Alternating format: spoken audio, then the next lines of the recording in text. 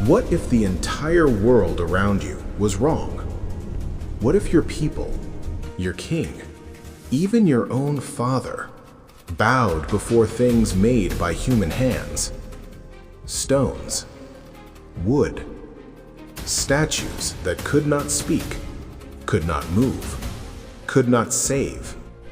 And what if one man, alone, stood up against all of it?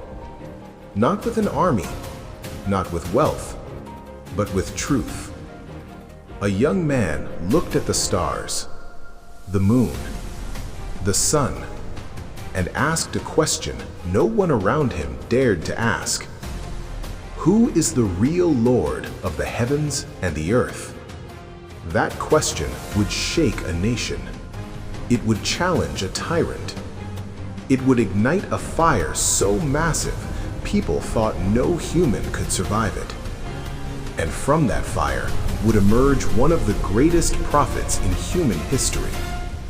This is the story of Prophet Ibrahim, peace be upon him. The man Allah chose as Khalilullah, the intimate friend of Allah, and the father of pure monotheism. In Islamic history, few names carry as much weight as Prophet Ibrahim, peace be upon him. He was not only a prophet, he was a reformer, a truth seeker, a man who shattered falsehood with reason and submitted to Allah with absolute faith. Through him, Allah preserved the message of Tawheed, the worship of one God alone. From his blessed lineage came great prophets: Ismail, Ishaq, Yaqub, Yusuf, Musa, Dawood, Suleiman, Zakaria, Yahya, Isa, and finally Muhammad, peace and blessings be upon them all. But Ibrahim's journey was not easy. It was a path of loneliness, exile, sacrifice, and tests so severe that only the strongest hearts could endure them. To understand Ibrahim is to understand what true submission means, and to understand why Islam honors him as one of the greatest men to ever walk this earth. Long before the Kaaba was rebuilt, long before Mecca became a sanctuary, there was a child born in a land drowned in idolatry. Most reports place Ibrahim in the region of ancient Mesopotamia, often linked to Babylon. It was a civilization of power, astronomy, kingship, and deep spiritual corruption. People worshipped idols, they worshipped celestial bodies, and some even worshipped their ruler. Among the idol makers of that society was Ibrahim's own father, known in the Quran as Azar. Imagine that! A prophet of pure monotheism raised inside the home of an idol maker. But even as a young man, Ibrahim was different. He did not accept what everyone else accepted. He observed. He reflected. He questioned. The Quran tells us that he looked toward the sky. He saw a star and said, "This is my Lord." But when it disappeared, he rejected it. Then he saw the moon rise. Then the sun, brighter, greater, more magnificent. Yet each one set he knew. The true Lord does not vanish. The true Lord does not disappear behind the horizon. And so Ibrahim declared with clarity. He turned his face toward the one who created the heavens and the earth, and he would never be among the idolaters. This was not confusion. It was a divine argument, a lesson, a public dismantling of false worship, and the beginning of a revolution. Ibrahim first confronted the closest person to him, his own father. The Quran preserves this moment with remarkable tenderness. He did not shout. He did not insult. He said gently, "O my father," again and again. "Why do you worship that which neither hears nor sees nor benefits you at all?" There is pain in this moment.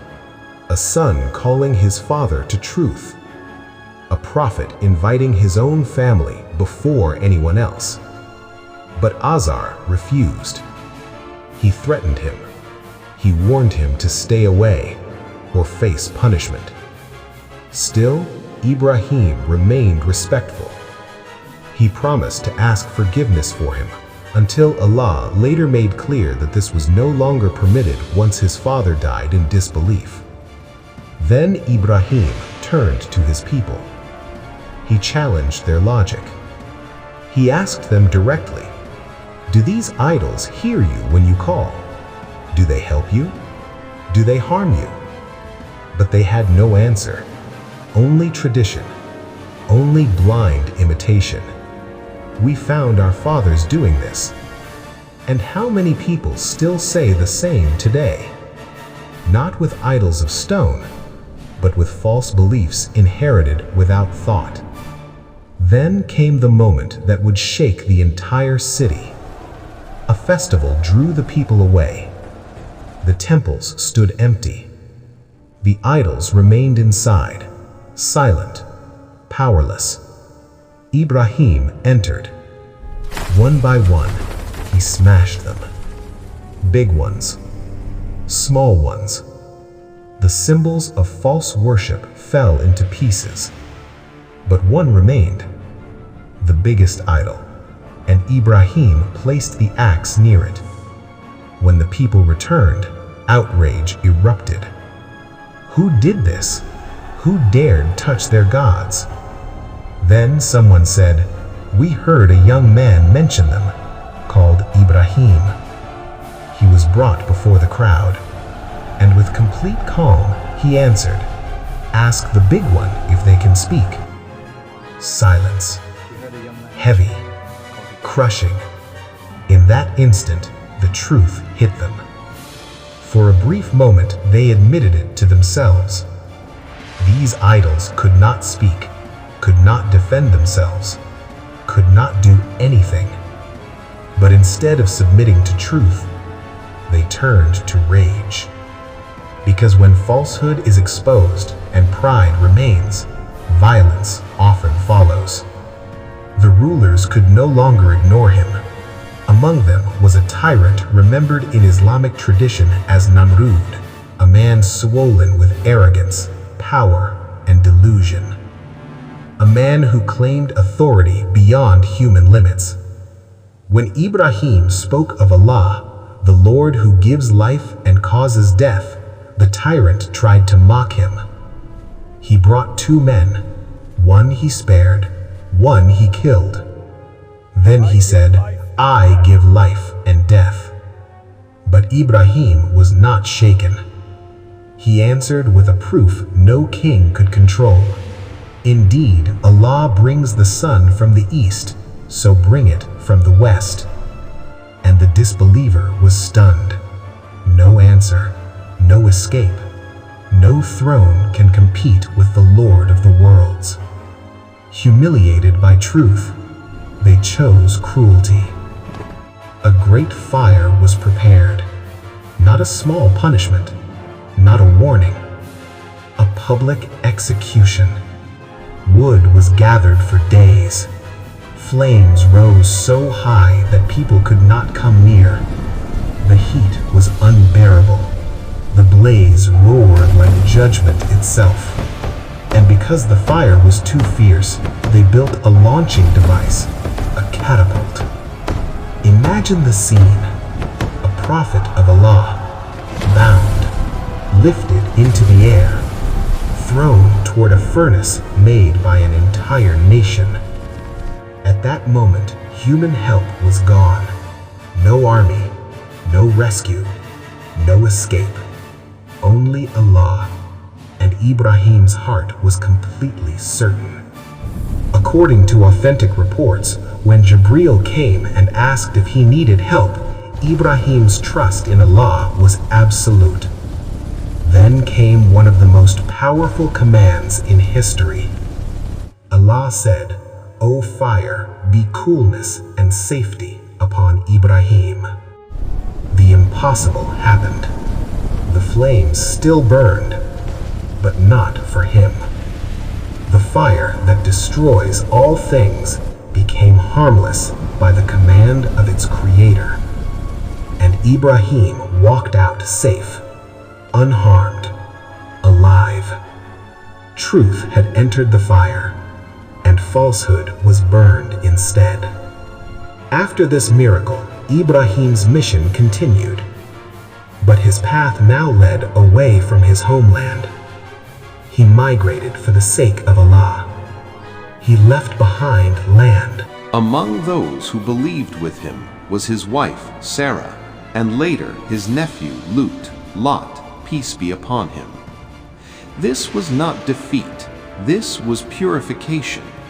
Sometimes Allah removes his beloved servants from corrupted places to prepare them for greater roles. Years passed, and one pain remained deep in Ibrahim's heart. He had grown old, but had no child. Then Allah gave him glad tidings. First came Ishmael through Hajar. Later came Ishaq through Sarah, a miracle in itself due to their old age.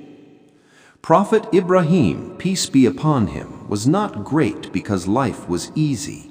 He was great because every time he was tested, he chose Allah. When his people rejected him, he chose Allah. When the fire surrounded him, he chose Allah. When he was told to leave his family in the desert, he chose Allah. When he was commanded to sacrifice what he loved most, he chose Allah. That is why he became Khalilullah, the intimate friend of Allah. His story teaches us that Tawheed is not just a belief spoken by the tongue. It is a truth lived with courage. It is trusting Allah when the world makes no sense. It is standing for truth even when you stand alone. In our time, idols may not always be carved from stone. Sometimes they are ego, money, status, desires, fear of people. But Ibrahim's message remains the same. Break the false gods. Turn fully to your Creator. Submit before the one who never sets, never fades, and never fails. And that is why Prophet Ibrahim, peace be upon him, will forever be remembered as the father of monotheism.